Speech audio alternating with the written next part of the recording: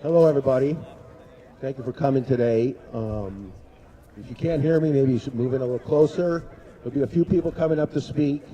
I'm going to tell a short little thought and then say a prayer at the end. So, hope you all can hear. Dave Blackburn loved softball. Softball fields were his place of worship, and you were all his community. Nobody lived for the game like Dave. Nobody ever pitched with more passion or cared more about the future of this game. He only ever had one question. Hey, do I got the ball next game? If it was no, he'd nod off and you'd hear this. So I have a lot of stories I could tell about Dave, but I'm going to keep it to just one. This took place in 1988 and involved softball icon Red Mears. It was my third year playing with the Lakewood Jets in the Western Softball Congress. We had just defeated the powerhouse Long Beach Nighthawks, coached by Red Mears, to win the state tournament and the ISC tournament berth. So the Jets were off to Decatur, Illinois for what would be my first World Tournament. Lanny Rupp, who ran the Jets, picked up Dave and an extra pitcher that year to go with us. The irony was, it was going to be the last year for the Nighthawk franchise and a little bittersweet for Red, who was being inducted in the ISC Hall of Fame, but the Hawks would not be playing. It seemed like everyone knew Red who ever played the game, as far as I could tell. Then again, it was only my third year in the Congress. He seemed to know everyone at every tournament. And as a little background, Red played on 6 consecutive Long Beach Nighthawk ISC World Championship teams from 1955 to 1960 and was named to the All-World team in 1958. He also coached the Hawks to championships in 1968, 71, and 75. Red even gave me some catching tips. He said, hey, Meat, stay up on your haunches when you have runners on base. And even though the Hawks and the Jets were bitter rivals, and I mean bitter rivals, we all knew and respected Red and Connie Mears for their tireless effort at Joe Rogers Park and for their love of the game. And Red, he wasn't above passing on a little knowledge and some great one-liners from time to time. So there Dave and I were in the hotel in Decatur, and at the other end of the lobby, we could see Red and Connie greeting one family after another, who I'm sure were all congratulating him on his upcoming induction, and I'm sure telling softball war stories. I remember as clearly as it were yesterday saying to Dave, that's incredible. He knows everyone, and he knows everyone by name.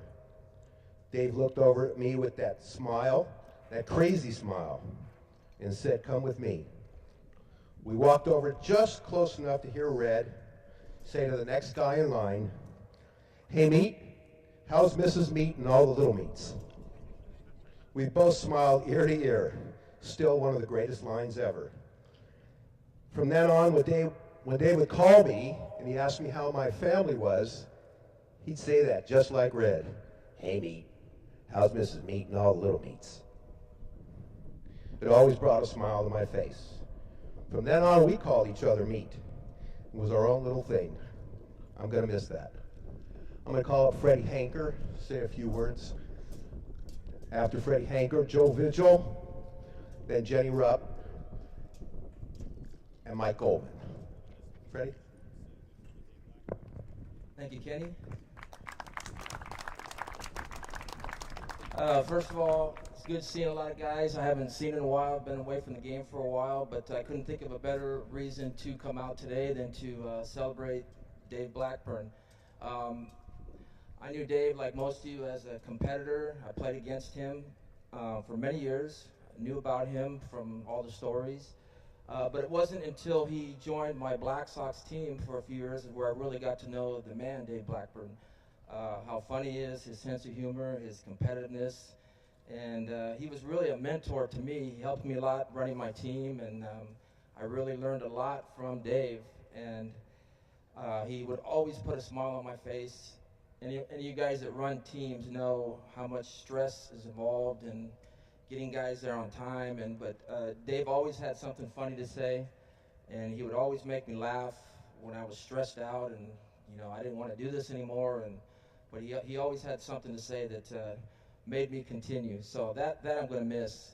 He pitched for me for a couple years. I had him towards the end of his career, and but he was still the competitor. He competed, and he always wanted the ball, never denied the ball, and he pitched pretty well for us. And I'm glad to say that he was a teammate of mine. I also got to play with him in a tournament with a lot of these guys over here with Maccabee, and that too is something I'll never forget. And I miss him like most of you do, but I think he'd be looking down right now and smiling on all us right now, and that we took the time to be here and honor him. So I'm going to bring on Joe Vigil, say a few words.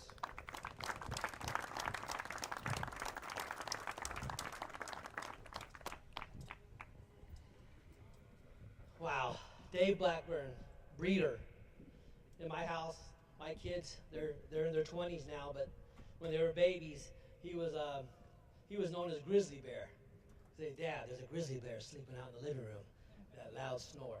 He was always, he had a real loud snore. No one wanted to be his roommate when we were on the road. Dave was a great guy. It's a real tribute to see some of his teammates here. So a couple of guys from Santa Barbara drove all the way down, Phil Hieronymus and Ben Lincimero. We played a few years for the Long Beach Painters, and it's good to see Mr. and Mrs. Rusager here. It's a real tribute to see some of these people I hadn't seen in years to come out and give one last farewell to Dave. Dave was a great teammate.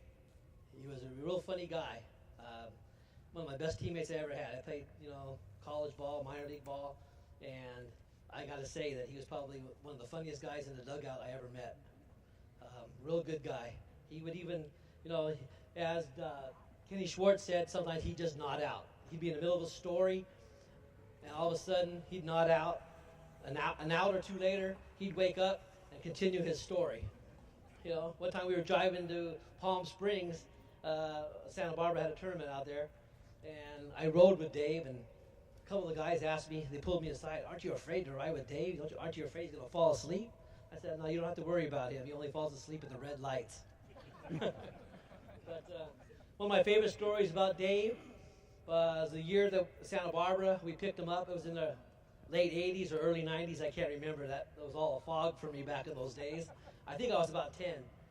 But anyways, he was on the Long Beach Painters, and I guess they picked up a couple of ringers from New Zealand and other places. So there was not a spot for him to pitch, so Santa Barbara picked him up. We ended up playing in the A Nationals in Sacramento, and we were there. We were in the same hotel as the Long Beach Painters. Santa Barbara ended up taking third place in the tournament, and Long Beach Painters lost their first two games. The owner, Al Savala, he had a poolside hotel room there, and Dave ran to the store after they lost their second game, bought a big bag of briquettes and some lighter fluid, put it in front of Savala's door, knocked on the door, and ran. And Al Savala came out, looked at it, and says, "What's this?" And then some guys had to explain to him it was O2 barbecue. So I could tell you stories all day about Dave, but I'm going to turn it over now to Jenny Rupp.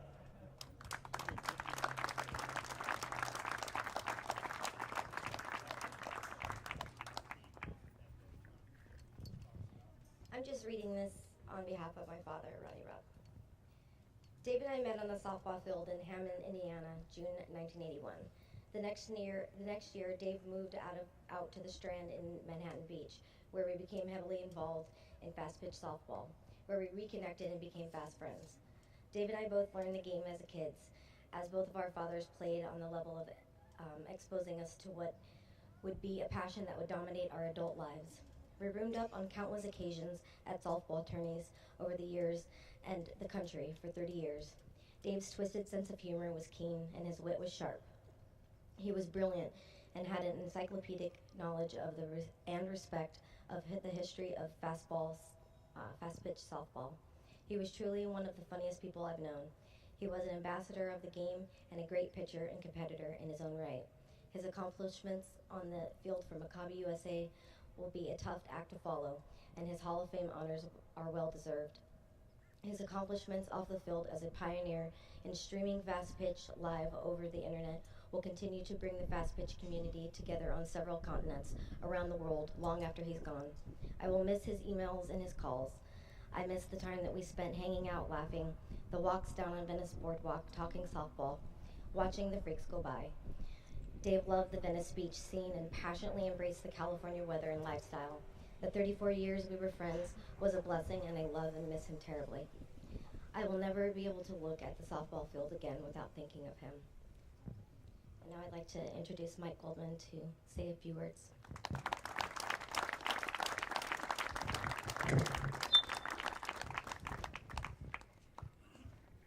My name is Mike Goldman, and I'm the chairman of the Maccabi USA Men's Fast Pitch Softball Program. First, I'd like to thank Robert for giving us the opportunity to have this tribute today, and Jim for broadcasting it on Ballpark Radio, which I know would have pleased Dave immensely. I'm honored and humbled to stand here today on behalf of the entire Maccabi USA organization and remember our great friend, Dave Blackburn. Dave wasn't just the face of Maccabi USA Fast Pitch, he was its heart and soul. The numbers don't tell the whole story, but they're certainly impressive. Dave's Maccabi USA Fast Pitch career spanned a quarter of a century. He played in 11 international Maccabi Fast Pitch tournaments, 6 in Israel and 5 Pan American games. His teams won 7 medals, 5 of them gold. And make no mistake about it, these were breeders' teams. We climbed on that big broad back of his and rode that massive right arm for all it was worth. Everyone's got their favorite breeder stories, some of which we really cannot tell in public. But I'd like to share 3 enduring memories that I have of Dave, starting with the most recent. Everyone knows about Dave's tragic accident and his fight to survive, and the daily struggle that became his life when he was eventually discharged from the hospital. At times, it seemed like the one thing that kept him going was the dream of making it back to Israel for the 2013 Maccabi Games, to see his old friends, both teammates and opponents, and to throw out the first pitch at the men's open fast pitch final. Thank God Dave had the opportunity to do exactly that. But it didn't end just there, because unbeknownst to Dave, each fast pitch playing country that night declared that Dave's number 7 would be forever retired from Maccabi fast pitch play. And every team that was there, Mexico, Venezuela, Panama, Cuba, of course Israel, and perhaps most significantly Canada, with whom Dave had so many epic battles over the years, presented Dave with their own number 7 jerseys. I'm so glad Dave had the opportunity to experience the love that night. Flashback 5 years ago this week, and Dave's in the circle for the gold medal game in the first ever Maccabi Games Masters Fast Pitch Tournament. Many of us were there. Breeder throws a shutout against a very good Maccabi Canada team, and my enduring image is seeing his battery mate, Tony Khan, leap into the big man's arms in celebration. And it was just another night of pure joy that Dave found on the softball field. My last breeder story is actually not one of pitching greatness, but speaks more about the man himself. In fact, it all starts with a loss, a walk-off homer, no less. We were playing in the Pan American Maccabi Games in Santiago, Chile in 2003 on a field that had 200-foot fences. Routine fly balls were leaving the yard left and right. We had a 1-run lead in the bottom of the 7th against Maccabi Mexico, and Breeder gave up a 2-run dinger to a guy named Ernesto, who was the Mexican pitcher, a guy that Dave had battled for almost 20 years in Maccabi fast pitch. Now, as it happened, some Maccabi Canada players were watching the game and told Breeder right after the at-bat that Ernesto had been using an illegal bat. Well, you can imagine how fired up Dave got. He said, Goldie, you're a lawyer. We got to protest. Draft it up, Goldie. We're going to protest. So I started drafting the protest, but then we had to take the long bus ride back from the ball field to the hotel, and the way things work in Maccabi, it's we were sharing the bus with the same Mexican team that just beat us. And Dave was sitting next to Ernesto in the front seat. And the two started talking. Well, by the time the bus pulled into the parking lot of the hotel, Dave had withdrawn the protest. He got up in front of the bus, congratulated Maccabi Mexico on a hard-fought win. It was the Maccabi thing to do, he said. That big goofy grin was back on his face, and he was looking forward to the next game. And that's how I'll always remember Dave. All right, I'm going to hand it back to Kenny for some final words.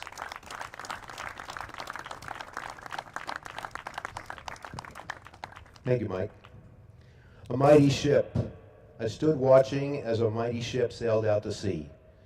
The sun setting, the setting sun tinted his white sails with a golden light. And as he disappeared from sight, I heard voices at my side whisper, "He is gone." But the sea was a narrow one, and on a farther shore, a small band of family, friends, and former teammates had gathered to watch and wait in happy expectation. Suddenly they caught sight of the shimmering sails.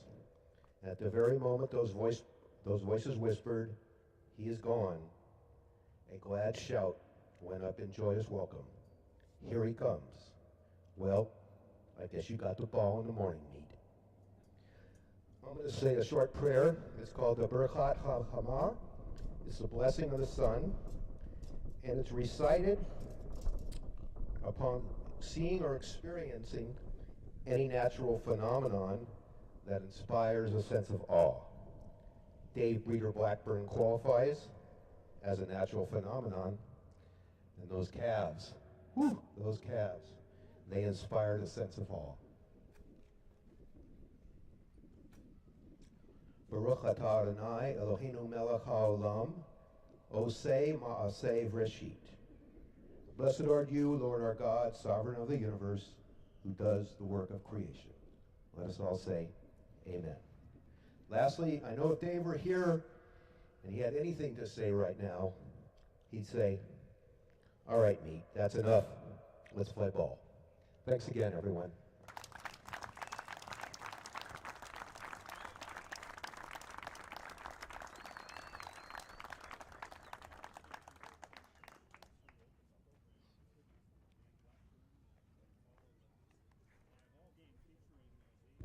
All right, guys, we're going to start games here in about 10 minutes, and I think we all want to just keep playing ball. Here we go.